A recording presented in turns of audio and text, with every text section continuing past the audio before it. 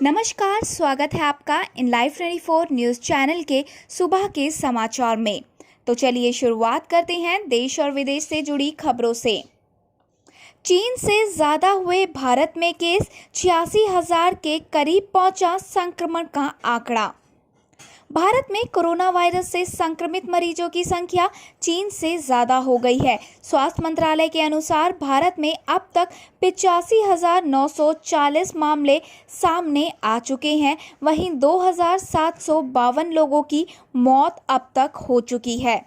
53,035 active case हैं। वहीं 30,152 मरीज अब तक ठीक हो चुके हैं।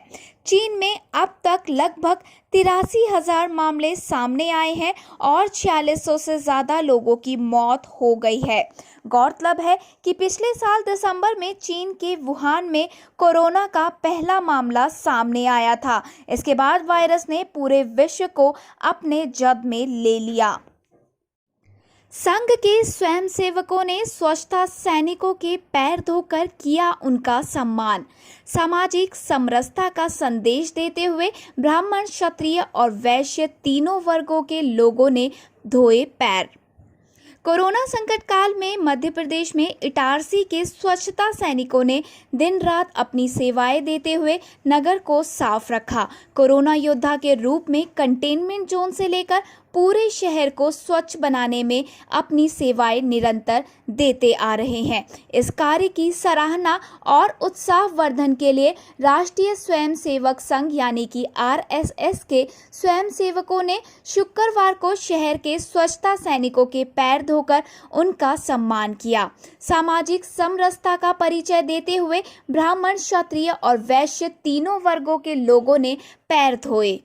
सर्वप्रथम राष्ट्रीय स्वयंसेवक संघ विभाग के प्रचारक सुरेश सिंह सोलंकी, विद्या भारती सरस्वती शिक्षा समिति के कल्पेश अग्रवाल और यंग थिंकर्स फोरम के डॉक्टर वैभव शर्मा ने सभी स्वच्छता दूतों के पैर धोए। इस दौरान स्वयंसेवकों ने उन पर पुष्प वर्षा की और उनके प्रति आदर का भाव प्रकट किया।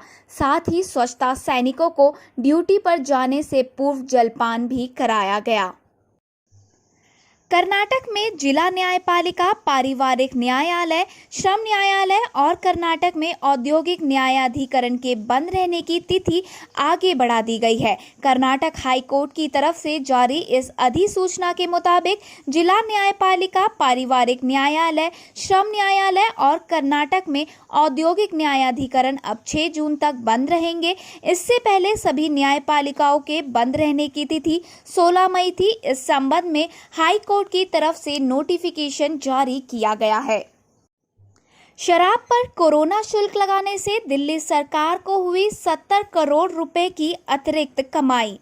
दिल्ली वासियों ने 4 मई को शराब घर खुलने के बाद 10 दिन के भीतर ही 170 करोड़ रुपए की दारू गटक ली। एक अधिकारी ने बताया कि दिल्ली सरकार को शराब की बिक्री पर विशेष कोरोना शुल्क लगाने से 70 करोड़ रुपए की अतिरिक्त कमाई हुई है। दिल्ली सरकार ने 4 मई को लॉकडाउन का तीसरा चरण शुरू होने के साथ ही 150 सरकारी शराब घरों को खोलने की अनुमति दे दी थी। इसके अगले दिन उसने शराब के अधिकतम खुदरे मूल्य यानी कि MRP पर 70% विशेष कोरोना शुल्क लगा दिया था। आधिकारिक आंकड़ों के अनुसार सरकार की ओर से ई-टोकन प्रणाली लागू करने के बाद शराब की बिक्री बढ़नी शुरू हो गई, जिसके तहत लोगों को दुकानों से शराब खरीदने के लिए तय समय दिया जाता था। सड़क पर चल रहे मजदूरों के लिए राज्य जिम्मेदार, बोला केंद्र सरकार। केंद्र सरकार ने विभिन्न राज्यों में प्रवासी मजदूरों के लगातार सड़क मार्ग से पलायन जारी रहने पर राज्यों की जवाबदेही तय की है। गृह सचिव अजय भल्ला द्वारा राज्यों के मुख्य सचिवों को लिखे गए पत्र में कहा गया है कि केंद्र सरकार ने पहले ही मजदूरों को बसों व ट्रेन के जरिए उनके घर तक पहुंचाने की अनुमति दी है। सरकार 100 से अधिक श्रमिक ट्रेन चला रही है। जरूरत पड़ने पर केंद्र सरकार और भी श्रमिक ट्रेन चलाने को तैयार है। गृह सचिव ने पत्र में लिखा है कि पहले ही राज्यों को कहा गया है कि अगर मजदूर सड़कों पर या रेल ट्रैक पर चलते दिखे तो उन्हें रोककर उनकी काउंसलिंग की जाए। उनको पास के आश्रय स्थलों में रोककर खाने पीने का इंतजाम किया जाए, फिर उन्हें ट्रेन या बसों के जरिए भेजा जा सकता है। गृह सचिव के मुताबिक निर्देश के बावजूद कई जगहों पर मजदूरों का सड़क पर चलना जारी है। ये राज्यों की जिम्मेदारी है कि उनको सुरक्षित घर भेजने का इंतजाम करें। यूपी के औरैया में भीषण सड़क हादसे में 24 मजदूरों की हुई मौत। सीएम योगी ने तुरंत मांगी जांच की रिपोर्ट। उत्तर प्रदेश के औरैया जिले में आज सुबह भीषण हादसे में 24 प्रवासी मजदूरों की मौत हो गई। सभी श्रमिक एक ट्रक और ट्रॉले में सवार थे। दिल्ली कानपुर हाईवे पर हुए दर्दनाक हादसे में 36 श्रमिक गंभीर रूप से घायल हैं। औरैया के डीएम अभिषेक सिंह ने बताया कि यह हादसा सुबह तकरीबन 3:30 बजे हुआ। इस हादसे में अब तक 24 लोगों की जान जा चुकी है। कई लोग घायल हैं। इनमें से ज़्यादातर मजदूर बिहार, झारखंड और पश्चिम बंगाल के रहने वाले थे।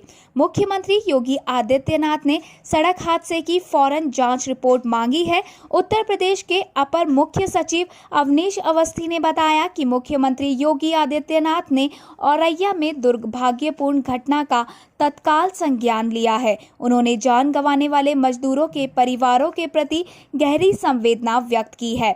मुख्यमंत्री ने सभी घायलों को तुरंत चिकित्सा सुविधा उपलब्ध कराए जाने व कमिश्नर और आईजी को घटनास्थल का दौरा कर दुर्घटना के कारणों की तुरंत रिपोर्ट देने को कहा है।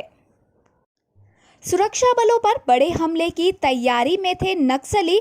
दंतेवाड़ा में रिमोट कंट्रोल से तैयार 4 बारूदी सुरंग हुई बरामद। छत्तीसगढ़ के नक्सल प्रभावित दंतेवाड़ा जिला में सुरक्षा बलों ने रिमोट कंट्रोल से संचालित होने वाली 4 बारूदी सुरंग और भारी मात्रा में पेट्रोल बम बरामद किए हैं। दंतेवाड़ा जिले के पुलिस अधिकारियों ने शुक्रवार को बताया कि जिले के बारसूर थाना क्षेत्र के अंतर्गत बोदली और मालेमाही गांव के मध्य सुरक्षा बलों ने विस्फोटक सामग्री बरामद की है।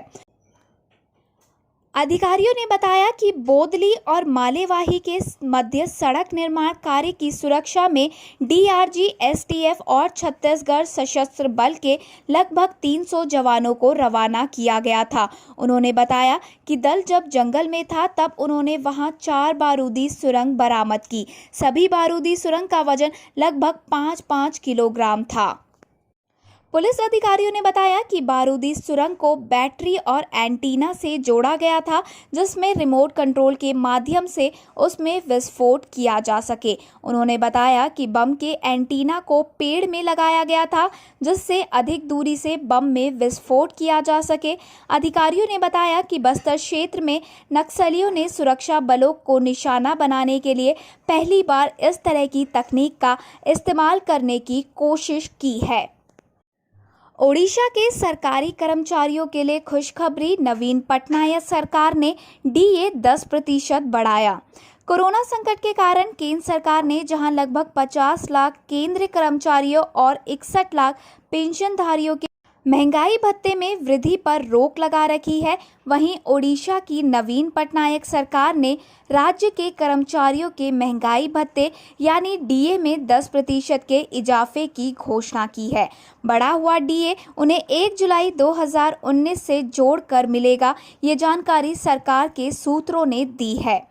राज्य के वित्त विभाग के एक पत्र के मुताबिक ओडिशा में फिलहाल सरकारी कर्मचारियों को 154% डीए का लाभ मिलता है, जिसे बढ़ाकर अब 164% कर दिया गया है। कोलकाता के निजी अस्पतालों में 185 नर्सों ने छोड़ी नौकरी, वापस मणिपुर के लिए हुई रवाना।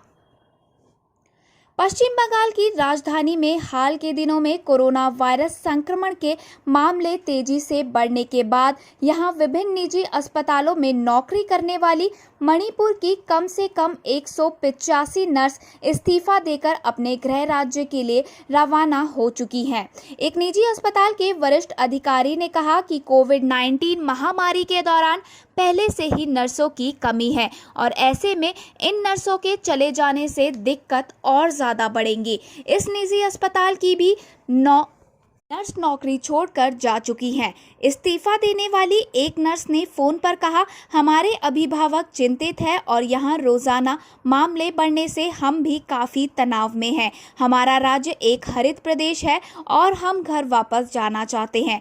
परिवार और माता पिता हमारी प्राथमिकता है। एक अन्य नर्स ने नाम नहीं बताने की शर्त पर कहा, अगर हम जीवित बचे तो आगे भी नौकरी मिल जाएगी। एनसीआर में आवाजाही पर रोक को लेकर केंद्र, यूपी, हरियाणा और दिल्ली से जवाब तलब। सुप्रीम कोर्ट ने शुक्रवार को केंद्र, दिल्ली, यूपी और हरियाणा सरकार को नोटिस जारी कर दिल्ली एनसीआर में आवाजाही पर लगी रोक पर जवाब मांगा है। सुप्रीम कोर्ट में दाखिल एक याचिका में आरोप लगाया कि बॉर्डर सील होने के कारण स्वीकृत गतिविधियों के लिए भी दिल्ली एनसीआर में आवाजाही नहीं हो पा रही, जो गृह मंत्रालय के नए दिशा निर्देशों का उल्लंघन है। Justice L Nageswara Rao, justice S K Kaul और जस्टिस बी आर गवई की पीठ ने केंद्र की ओर से पेश सॉलिसिटर जनरल तुषार मेहता से इस याचिका पर केंद्र सरकार से निर्देश लेकर अगले हफ्ते कोर्ट में पेश करने को कहा। गुरुग्राम निवासी रोहित भल्ला ने याचिका में हरियाणा और यूपी प्रशासन द्वारा कथित तौर पर आवाजाही पर प्रतिबंध लगाने को असंवैधानिक करार दिया गया है। गुरुग्राम निवासी रोहित भल्ला ने याचिका में हरियाणा और यूपी प्रशासन द्वारा कथित तौर पर आवाजाही पर प्रतिबंध लगाने को असंवैधानिक करार देने की मांग की है। इसमें 29 अप्रैल को हरियाणा के गुरुग्राम और सोनीपत के लिए आए आदेश और 3 मई को यूपी के गौतम बुद्ध नगर और गाजियाबाद के लिए आए आदेश का जिक्र किया गया है। ये आदेश संबंधित जिला प्रशासनों द्वारा जारी हुए थे, जिनमें सीमा में प्रवेश पर रोक लगा दी गई थी। याचिका में आरोप लगाया गया कि ये आदेश 1 मई को आए केंद्रीय गृह मंत्रालय के उस आदेश का उल्लंघन है जिसमें स्वीकृत गतिविधियों के लिए आवाजाही को मंजूरी दी गई थी। याचिकाकर्ता ने ऐसे आदेशों को गैरकानूनी करार देने की मांग की थी। जम्मू कश्मीर, पाकिस्तान का पानी रोकने का रास्ता साफ, उज्ज परियोजना की संशोधित डीपीआर मंजूर। प्रदेश की पहली बहुउद्देशीय उज्ज परियोजना की संशोधित डीपीआर को केंद्रीय सलाहकार समिति ने मंजूरी दे दी है। नई डीपीआर की मंजूरी से अब पाकिस्तान का पानी रोकने का रास्ता भी साफ हो गया है। संशोधित डीपीआर में उज्ज नदी का सारा पानी रोककर इसे जम्मू कश्मीर समेत दूसरे राज्यों में भेजने की योजना शामिल है। 9,167 करोड़ लागत से तैयार होने वाली इस परियोजना की डीपीआर को मंजूरी की जानकारी जल संसाधन, नदी विकास एवं गंगा संरक्षण विभाग की सलाहकार समिति की बैठक में दी गई। समिति की 144वीं बैठक में सचिव यूपी सिंह ने कहा कि वर्ष 2008 में इसे राष्ट्रीय परियोजना घोषित किया गया था। 2013 में केंद्रीय जल आयोग के इंडस बेसिन संगठन द्वारा उच्च बहुउद्देशीय परियोजना की विस्तृत रिपोर्ट तैयार की गई। समिति की 131वीं बैठक में डीपीआर पर विचार किया गया था। इसके बाद परियोजना की डीपीआर को संशोधित किया गया। राजस्थान, कोरोना योद्धाओं की मदद करेंगे रोबोट, मास्क ना पहनने वालों की कर सकता है पहचान। देश में कोरोना वायरस के मामले लगातार बढ़ते जा रहे हैं। संकट के इस समय में राजस्थान से अच्छी खबर आई है। जयपुर स्थित कंपनी क्लब फर्स्ट ने एक ऐसा रोबोट बनाया है जो इस समय काफ़ी मददगार साबित हो सकता है। ये रोबोट न केवल थर्मल स्क्रीनिंग कर सकता है बल्कि ऐसे लोगों की भी पहचान कर सकता है जो मास्क नहीं पहनते हैं। चीनी राष्ट्रपति से डोनाल्ड ट्रंप नाराज, बोले अभी शी जिनपिंग से बात नहीं करना चाहता। कोरोना वायरस महामारी को लेकर अमेरिका के राष्ट्रपति डोनाल्ड ट्रंप ने एक बार फिर चीन के खिलाफ नाराजगी जाहिर की है। डोनाल्ड ट्रंप ने कोरोना के प्रसार पर नाराजगी जाहिर करते हुए कहा है कि वो अभी अपने चीनी समकक्ष शी जिनपिंग से बात नहीं करना चाहते हैं। व्हाइट हाउस में ट्रंप ने संवाददाताओं से कहा, अभी उनसे बात नहीं करना चाहते। हम देखेंगे कि अगले थोड़े समय में क्या होता है। इस वर्ष की शुरुआत में व्यापार समझौते के अनुसार चीन पिछले वर्ष की तुलना में बहुत अधिक अमेरिकी सामान खरीद रहा है। ट्रंप ने कहा कि वे व्यापार सौदे पर बहुत खर्च कर रहे हैं, लेकिन इस व्यापार सौदे में फिलहाल मुझे कुछ सही नहीं लग रहा है। आप समझ सकते हैं, इससे पहले ट्रंप ने कहा था कि वे व्यापार सौदे के बारे में बात नहीं करना चाहते। इंग्लैंड की एक नदी में मिले 60 रहस्यमयी क्यूब्स उकरे हुए हैं संस्कृत में लिखे शिलालेख। इंग्लैंड के एक शहर में 60 रहस्यमयी क्यूब्स मिले हैं, जिन पर एक पवित्र संख्यात्मक शिलालेख उभरे हुए हैं। इंग्लैंड के कोवेंट्री शहर में एक मैग्नेट फिशिंग करने वाले व्यक्ति और उसके 2 बेटों ने इस शहर की एक नदी से निकाला है। इन क्यूब्स को ढूंढने वाले रीड को विश्वास है कि ये किसी रहस्यमय हिंदू प्रार्थना अनुष्ठान से जुड़े हुए हैं। इन क्यूब्स पर तस्वीरें उकेरी हुई हैं। ये क्यूब्स इतने छोटे हैं कि इन्हें आसानी से उंगलियों और अंगूठों के बीच रखा जा सकता है। इसके अलावा इन पर संस्कृत में लिखे शिलालेख हैं, जो बेहद ही सफाई से ग्रिड किए हुए हैं। स्लोवेनिया हुआ कोरोना के प्रकोप से मुक्त। ऐसा करने वाला यूरोप का पहला देश बना। दुनिया भर में कोरोना के बढ़ते प्रकोप के बीच एक यूरोपीय देश से अच्छी खबर आई है। यूरोप का एक देश कोरोना से मुक्त हो चुका है। यूरोपीय संघ के सदस्य देश स्लोवेनिया की सरकार ने ऐलान किया है कि कोरोना वायरस अब नियंत्रण में है और उन्हें विशिष्ट स्वास्थ्य उपायों की ज़रूरत नहीं है। ऐसा करने वाला स्लोवेनिया यूरोप का पहला देश है। अधिकारियों के मुताबिक पिछले 2 हफ्तों से यहाँ हर दिन 7 से कम नए मामले सामने आ रहे हैं। डोनाल्ड ट्रंप बोले, कोरोना वायरस का टीका विकसित करने के लिए भारत के साथ काम कर रहे हैं।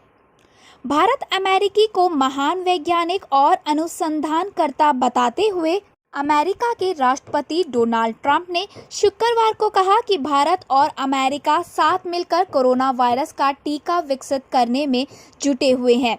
ट्रंप ने संवाददाताओं से कहा कि इस साल के अंत तक कोरोना वायरस का टीका विकसित होने की संभावना है। उन्होंने कहा, मैं कुछ ही समय पहले भारत से लौटा हूं और हम भारत के साथ मिलकर काम कर रहे हैं।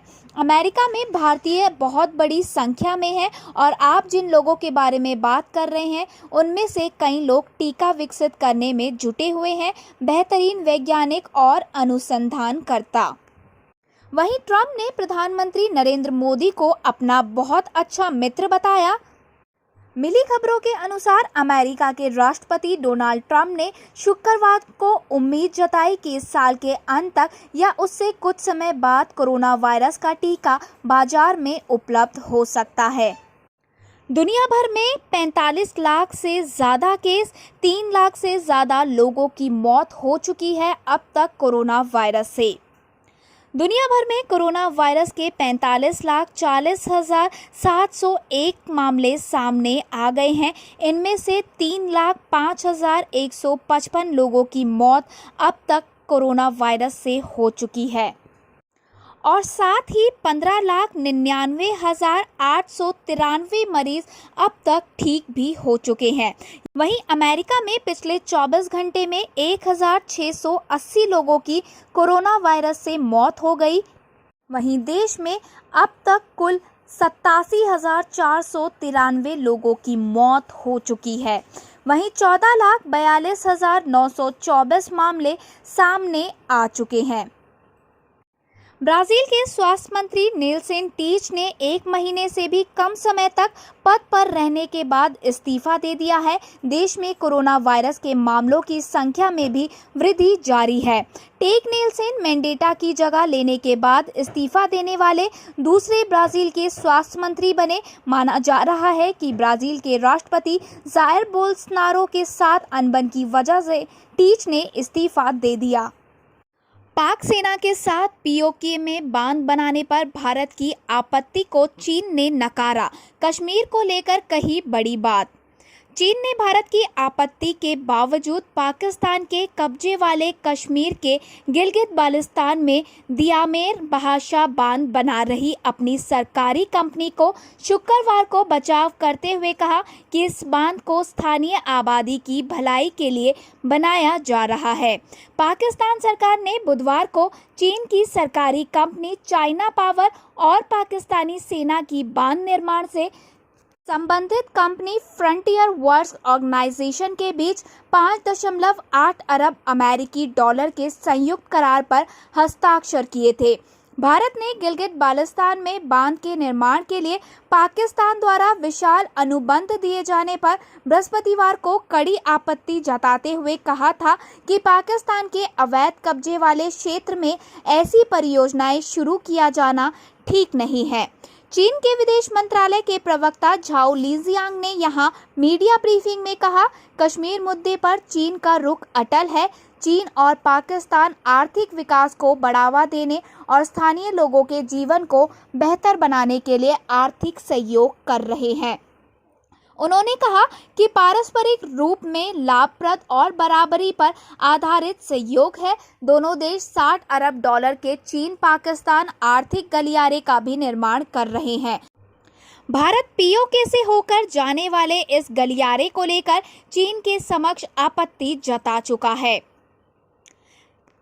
भारत के विदेश मंत्रालय ने बृहस्पतिवार को कहा था, हमारा रुख अटल और स्पष्ट है कि जम्मू कश्मीर और लद्दाख केंद्र शासित प्रदेशों के सभी क्षेत्र भारत के अभिन्न और अविभाज्य अंग रहे हैं और रहेंगे। मंत्रालय ने कहा, हम पाकिस्तान के अवैध कब्जे वाले भारतीय क्षेत्रों में ऐसी सभी परियोजनाओं पर पाकिस्तान और चीन दोनों के सामने अपना विरोध और साझा चिंताएं व्यक्त करते रहे हैं।